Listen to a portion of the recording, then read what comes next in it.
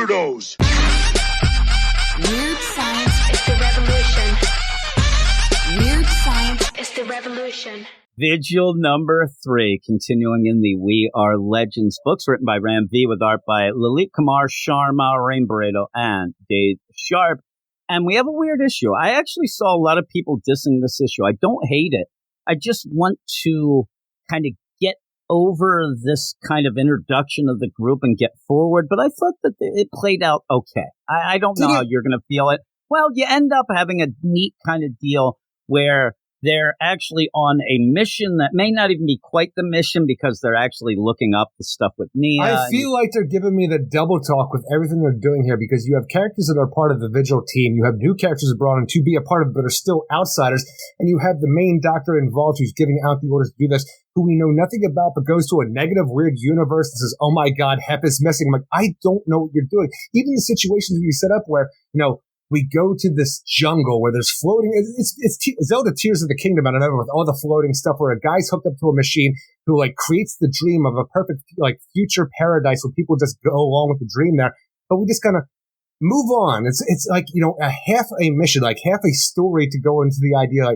We also got to check out Dr. Saha and make sure she's on the up and up before she starts leading our team. I think that's why this whole thing ever came about. I think the chief ends up going there hey, we got to do this.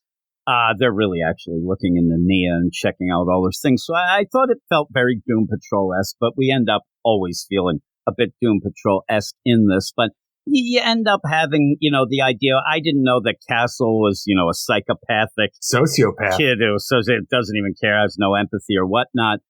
We learned that. We learned a little bit of things. And again, though, it feels like these first 3 issues should have been condensed down to an issue and a half, maybe, to get us forward, because you really don't have an overall story. And that's what I want. And I'm afraid because of Ram V, the way he plays things. Now, again, he just signed exclusive to DC. Yeah. And sometimes when you do that, you're able to then, call some shots and able pick. Maybe he's already said, because he's writing this as if he already knows there's going to be another volume, whether or not it sells or not, because he is not getting. But that's classic Ram V. He doesn't tell a story that quickly. But when I'm just sitting here in almost it's like an Indian version of the Doom Patrol, I kind of dig some of the characters. I want to know more about. I just hope that there is more than just 6 issues, because we're halfway through here, and the big mystery is who runs the group, this Mr. Lightless. I'm like, is that going to be a cliffhanger? This person's Mr. Lightless and it's going to mean nothing? Yeah, we end up, it's Nia. But she's writing a letter, and she's basically telling them, we got to shut this thing down. It's not good. Nobody here is sane. All the intel we get is off. We're doing all that while you end up having her being checked out. And again, I thought it was okay. Seiya is probably my favorite character so far, because I think that's the easiest one to kind of get around, and we've had more from Seiya. Seiya is the Vigil member who has great pain and has a shapeshifter and has a mask that they wear that can duplicate people's things. They put it back on and they become that person. In this issue, the Seiya does it to Nia Saha in her sleep, to the point where they can become Nia Saha. And the thing is, it's Seiya and Saha, and it really messes me up whenever I want to say the two of them together. Okay.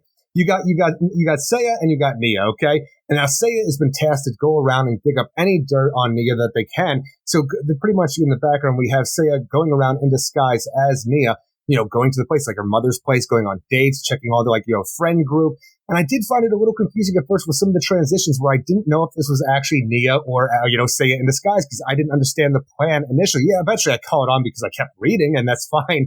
But it was just a weird transition at first. But we just have this character, a shapeshift is yep, turns out that this Nia is pretty on the up and up. All right, good. Goes around and talks to the mom and going through old things to see. It's kind of a weird play. Do they talk about work outside of work? And that's really all it is. Goes and talks to friends, dates. Is there anything out there that we could use with leverage against them if they turn on us? Yes. And you do find out. They got a hospice father. Yeah, that's about what you get about the whole deal. But on the up and up, in the meantime, while Nia's writing her report to Mr. Lightless saying, we got to get rid of these people. They're not good. They're bull crap. Nothing is going right here. I don't trust them in this one mission. That did seem kind of cool. I mean, you're right. It's like a Zelda deal. For the idea of it, though, we have a Cambodian jungle where Dr. Sankaran has set up this mission, all right? This Japanese scientist back after World War II decided that if you cause a lot of pain in somebody, it extends their like emotions, stuff like that. So started working with like a brainwashing technique that they had. And they're like, you know what would this be even better? If I did it to psychics and people with reality bending like powers, reality manipulation powers. So I'm going to cause a great deal of pain, brainwash them to the point where I have a psychic who's been awake, but yet dreaming for like the last 70 years. And they're going to create this utopia paradise in a Cambodian jungle where we just have floating structures and bullshit that doesn't matter, and everybody living their best life. And the thing is, like, there are soldiers here, but we can't hurt the soldiers because they're not actually soldiers. There's people who are believing the dream that they're soldiers it's just stopping wacky people. Shit. Like I said, it's very Doom Patrol-esque. But it seems to me that this is just to get Nia out of the way so that you can end up having Saya go and impersonate her and try to figure this out, because the big thing at the end, they just end up killing this guy, Oh, yeah, freaking Castle, the tech guy. He just goes in and shoves a pen in his ear to put him out of his misery. Yeah, and he does get put out of his misery, this psychic who's projecting all this, and then it all falls apart. But in the meantime, you do have Saya come back. Where is the Japanese scientist? Are they still alive? Or is this operation still? I think so, from the amount of time that has passed since World War II. But we just had this machine up and running in Cambodia where it's creating this dream paradise situation, and it's just nobody shut it off once the creator died. It's almost like Vincent Price and Edward Scissorhands, where he's like, I'm going to build the perfect person. Here's some hands, boy. Oh no, heart attack. And then we just leave this mechanical Edward Scissorhands man in this mansion. Cutting hedges. He's doing the hedges. Thing is, I'm talking about this for some reason. I started talking about Edward Scissorhands, and now I just want to go on a rant how I don't understand that movie. What was Edward? Is he a boy? Was he a robot? I don't know. He's the boys. He's a timeless child. Again, you do get a little bit of the other character, very brief. I mean, you end up having Dodge and them doing their thing or whatnot. But again, the big thing is just to show that they are, not really trusting of Nia. And now if she finds out about this, then there's going to be some problems. She's obviously going to have a big problem with somebody impersonating her for her family and friends and whatnot. Is Nia going to be more upset about that because this is classic, spy craft stuff where you're going to check this stuff out and it's almost like Mission Impossible with the rubber mask, but just with metahuman powers and some technology. But are you going to be upset about that with this Dr. Sankaran who is not giving you all the information and somehow traveling to a negative universe naked to find out that somebody who's supposed to be here isn't actually there? That's the thing. She's already mad at him. She's even saying to Lightless, this guy doesn't have crap about anything. He won't tell anybody. His intel's always off. He's always you got to get rid of him. But in the meantime, I think that the play is that letter might get intercepted, or they're going to have to step in and say, you don't send that or your dad's in trouble. I don't know. Hey, Dr. Sankaran, how did you know about this Japanese scientist and the psychic projecting this dream world?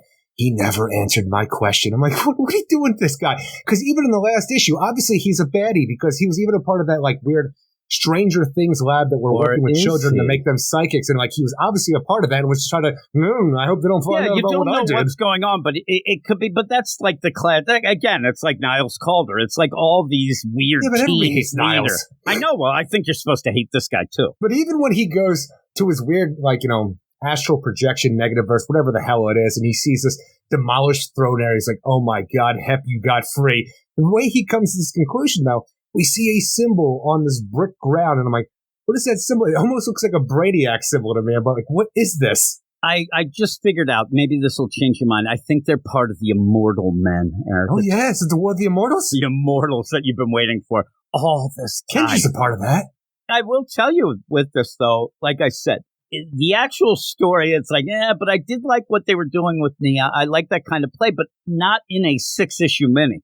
We don't have a lot of time here left, and we really haven't even started a story. You're just ending up, okay, here's this character, here's that character. I did like the idea that you learn a tiny bit more about Nia, but also through Saya, so you get that bit. But by the end, you're right, not a lot happens. It's a little confusing, and we do think that, the chief there, he's got to be sus. I think, though, when I said that they're going to end up doing the idea of, if you tell, we'll kill you. I think that they're actually going to say that we have tech to bring your dad back. The whole deal of the dad having dementia, I think that they're going to have some sort of tech and they're going to hold that over, that we can bring the dad back from that. It always feels like they destroy the tech that they get a hold of that people aren't supposed to have. They have a crazy lab and have all this other stuff. And again, who knows what they're destroying or why they're destroying that. Again, that's part of the non-story. it is a shame, but there's a lot of things that are, left up for interpretation and grabs. It's so funny too when everybody is when this whole thing is said and done. We get done our Cambodian adventure. We get done with Seiya infiltrating Nia's life and Nia giving her her debrief to Mr. Lightless about what she feels about the team. We go back to actual things going on where Seiya's hey, we don't have to worry about this Nia Saha. We everything's fine. All right, we got our next mission going on. We got coordinates pointing to a LexCorp biome facility in Kerala. And when we have the situation, whatever's in there, Lightless thought it was important enough to break our no contact rule. When we have this character that we see for what the next mission is going to be in the next issue, this person that's strapped up to a bunch of wires inside of a tube with water, a Bacta chamber. All I can think about is this where Deathstroke's being held? Because it looked like that withered up Deathstroke after Dark Crisis. Now that would up the ante for you if they ended up doing something with him, but you think he's coming back from the nightmare realm, Eric? Do. We'll see. But again, I think that my whole play, my score isn't that high. So I don't want to feel like I am trying to legitimize my score when we get there. But I do like these characters. I just want more of them. And I want to see them as a team. I want to see them do an actual story going forward. Because you could even say, would you call this a fetch quest book? Because I don't even know if it's that much going on. You know what I mean? Even the idea, here's a little mission here, and you'll get some other stuff going on. But even when you get the character backgrounds, last issue we had, the big issue was Arclight, right? This one I have to say is Seiya for the infiltrating of Nia Saha. But when you have that, it's barely half stories to give you a little bit of background on who they are, and there's a bunch of weirdness about the overall story that you can't quite contemplate going on in the background overall. And I'm I don't know if this is a way that I enjoy a story being told, especially for characters that I don't know, and I don't fully know if I actually care about at this point for the 6-issue mini that we're halfway through. Well, that's the problem. And I maybe it's because I'm reading that Grant Morrison Doom Patrol, but it has that Dodge flavor to it. punched one person in this, and Dodge moved real fast and punched that person. Well, good on you, Dodge. Way to go, Dodge. But again, I kind of I just want more characters. And by the end, what are we going to get out of this in 6 issues? And giving a thing like this to Ramvi, a 6-issue mini, that is playing the devil's hand there. Sure is. It really is. The guy really likes to meander a bit. He likes little side things, and you get that here. But I did like the art. You end up having Sid Codian have to come in for finishes, which I wonder if maybe they changed something or what was going on there. But the art's pretty good, I thought. I enjoyed it. And overall, it's it's bonus time. I'll tell you this, Castle was a lot littler of a guy, like a kid, than I ever imagined him from anything else we saw previously. Yeah, he's like young Sheldon there. That's so he acted. But again, we like City Boy. I love City Boy. We are back and forth with Spirit World. We're kind of a little down with that. I'm not down with this, but I'm not down with it, if you know how the kids talk, Eric. And I want to like it more. I want to like this more. You know what I mean? I'm down with it, but I'm not down with it. I end up where I think it could be something. It's a shame we're not getting more, but I do like the characters and hope that for somehow, some way in the next 3 issues, we at least get some sort of story so that we can say, all right, I want this to continue. Because if it keeps doing this, little vignettes of this character, that character, I think that then it just kind of flops. But what would you give it? It's such a weird idea, too, because we have our introduction to this world through, Nia. She's our way in because she's learning everything as we learn everything and trying to figure things out. For some reason, I don't know if that was the best way to go about it, because it seems like we have with Arclight and Seiya and Dodge and even Castle, they have a tight-knit group that's going on with Dr. Sankaran here and with Mr. Lightness, the mysterious head of all of this. I feel like if we got actually into there and knew why they were so dedicated to their cause and stuff like that, besides from this kind of runabout kind of stuff, and all the subterfuge to us, the reader, feels weird for them trying to really sell these characters to me, because put it on Front Street. Tell me who these people are and why they their mission is important to them outside of them needing this special tech to be a part of this because of what happened to them, and the ability to survive through the tech the Vigil has granted them. They almost seem like they're subservient because they need to be to live because of what they were given here, but they actually seem dedicated and they trust one another. But I want to know more. I wish, and the thing is, it seemed like Seiya didn't really trust everybody. But the thing is, I wish that even in this, you'd have, say, Nia get upset and man, he's not telling me anything. And then Dodge says he doesn't say anything to anybody. Kind of get them, like you're saying you want it from their point of view. I actually want the rest of the team to get towards her point of view, that we realize, hey, they're a tight-knit group only because they're fighting together and they need each other to survive. But the whole chief thing, he's an asshole, never tells us anything. We're kind of pissed off too. That would go a long way for me to get the team kind of together. And I'm a little worried because this issue didn't have anything to do with that goopy-eyed guy that's going around assassinating people that are involved. And we don't even know much about what's going on with that or the conspiracy or whatever that actually is. And I feel like it's going to not get left behind, but almost forgotten about as we progress because of what we're doing. Like, here's the character moments, but here's a fun little adventure to try to fill out a story on top of it. But I feel like we keep meandering to the point where there's actually no point at all. Well, you know what it is. I know that you'll think of the hate bomb deal in the Swamp Thing, but I always do. The idea that we have a 6-issue mini, and this does kind of, now that we're talking about it, does feel a little like a filler issue. You don't need filler issues in a 6-issue mini. You really don't. Now, one of the things that could come to play that we might not be thinking of, because it's not really spelled out, but what Saya's doing, getting that info on Nia, you might be pretty sure that the chief has done that to everyone else too. So he has something over everyone else. But why would Saya get involved with it? It all kind of twists and turns. But we'll have to see. We'll have to see how it goes. But we are halfway through, and it feels like we have one issue of info through 3 issues. So I hope that we get a little bit more. But again, Ram V likes his little moments. I mean, he wants to have a guy claim he doesn't want to get killed on a toilet just to have him die on the toilet, like that sort of thing. Yeah, that's that was fine, the best part of the series so far. But we for do me. need more, though, of a story than that. That was kind of funny, but it's still, I need an ongoing story and see how and why this team is together and really what they're doing. So what would you give it? I think right now, because of the art, I'm at a 6, but I could go lower based on just how I'm feeling about it. But I want to be optimistic about this going forward because I always want to enjoy new characters and new team, especially because I want us to go on somewhere to be Vigil versus Stormwatch. It'll never happen, but it's still what I want. But it's just, I need more out of this book, and I don't feel like I'm getting it, but I still want to be positive about it, even though it's kind of letting me down. Yeah, I'm a 6'5". I'm only a little bit ahead of you, but I like the characters and I like some of the feel of it. But yeah, I'm worried.